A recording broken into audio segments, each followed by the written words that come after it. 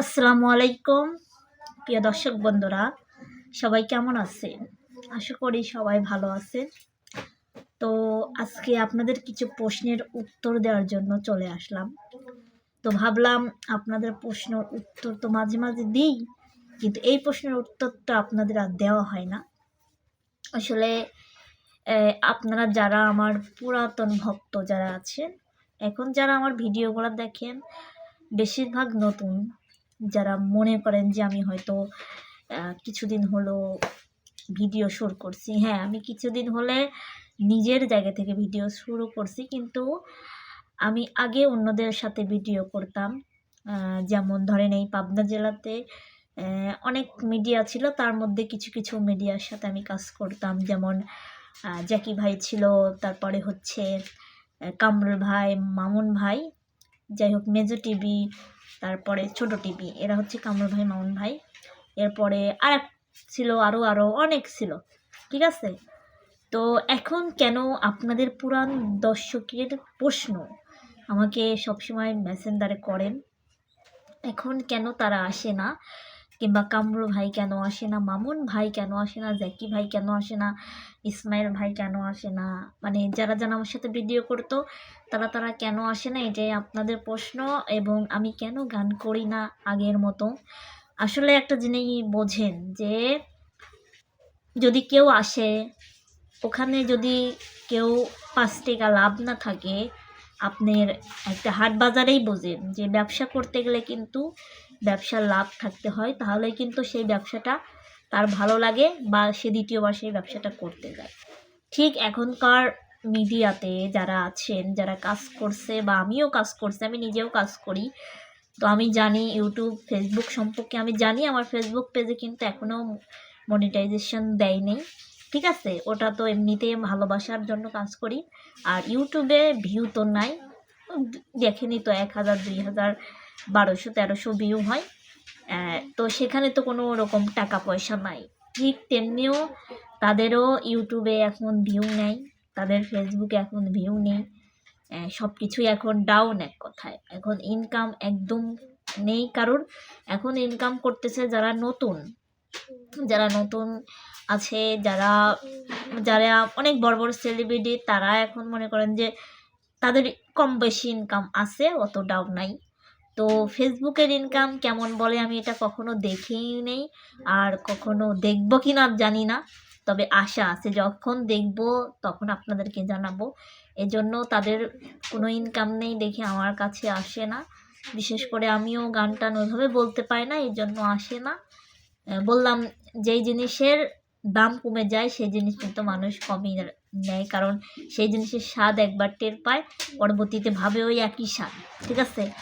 তো আসলে টাকা না থাকলে কোনো কিছুই হয় না, টাকায় অনেক কিছু। আমি আগে পরিশ্রম করতাম, পরিশ্রম করলে দিন শেষে 1500 দিত তারা, সেই টাকাটা আমার থাকতো। ওখান থেকে যেই 2-4 টাকা খাইতাম, একা একা থাকতো। কিন্তু এখন আমার একটা ছোট্ট ফ্যামিলি হয়ে গেছে। ধরেন আমরা 3জন মানুষ, আমি, আরমান, আলিফের কথা না হয় বাদ দিলাম, সে তার মতো কাজ করে, সে কাজ করে তার খরচটা সে চলায়।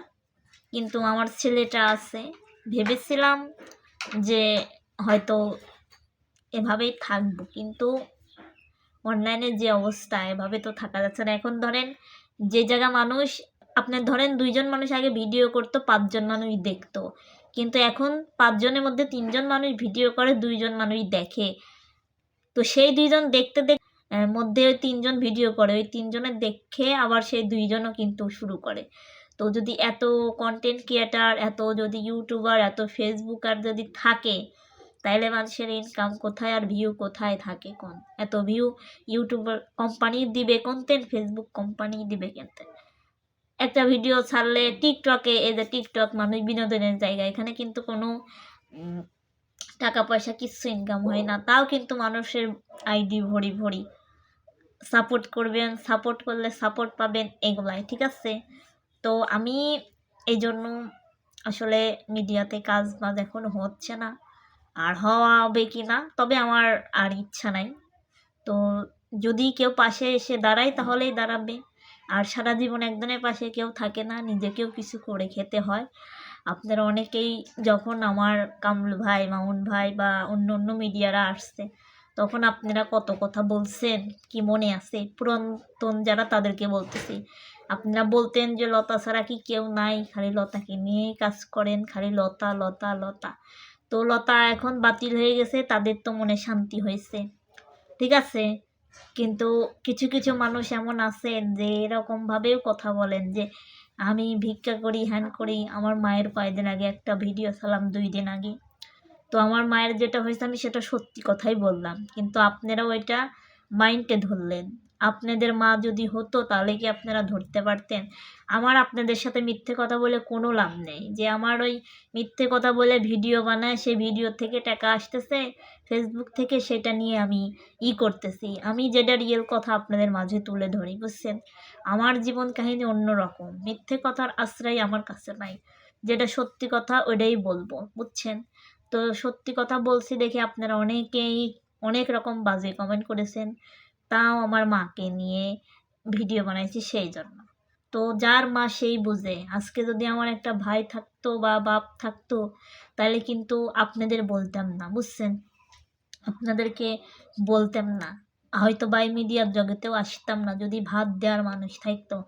আমার ফ্যামিলির মাথা আমার মা, আমার ফ্যামিলির বাপ আমার মা, আমার মাই বাবা, মাই বাবা, মাই মা, মাই বাবা, মানে ফ্যামিলির একটা মাথায় সে। তো সেই মাথা যখন ছোট হয়ে যায় বা নিচু হয়ে যায়, সেই বট গাছের ছায়া হলো আমার মা, বুঝছেন? আপনাদের তো বাবা আছে, আপনাদের বট গাছের ছায়া কি বলেন? আপনাদের বাবা। কিন্তু আমাদের বট গাছের ছায়া হচ্ছে আমার মা। তো সেই বট গাছ যদি হেলে পড়ে যায়, তখন কিন্তু ছায়াটা সরে যায়। এই জন্য আমার হয়তো সেরকম টাকা পয়সা থাকলে আমি আমার মাকে নিজেই চিকিৎসা করতাম। আমার মাকে যতটুকু পারতেছি ততটুকু করার চেষ্টা করতেছি, বুঝছেন? আপনাদের কাছে কি চাই? শুধু একটু দোয়া চাই, এছাড়া কি আপনাদের থেকে কিছু চাইছি বেশি কিছু? 40 জন যদি আমিন বলে তাহলে আল্লাহর দরবারে সেই দোয়া কবুল হয়। এই জন্য আপনাদের কাছে আমি দোয়া চাইছি আমার মার জন্য, যে আমার মাকে যেন আল্লাহ তাআলা সুস্থ করে। এই জন্য আপনাদের কাছে একটু দোয়া চাইতে আসছিলাম। আর আপনারা কি দিয়ে কি কমেন্ট করছেন, নেক্সটে কি কি বলেন এগুলা? আমি কি আপনাদের কাছ থেকে টাকা পয়সাই চাইছি? না আপনারা যে যারা যারা বলেন তারা কি আমাকে কোনোদিন 10 টাকা দিছেন? আর যারা আমাকে ভালোবেসে দিয়েছে তারা আমাকে গোপনে দেয়, কোনো সময় বলে না যে ভিডিওতে সে তুমি বলো। আমাকে যারা ভালোবাসে তারা কিন্তু আমাকে ভিডিও করতে বারণ করে, যতটুকু ভালোবাসা আমাকে দেয়। তারপরে আমি তাদের ভালোবেসে ভিডিও করি।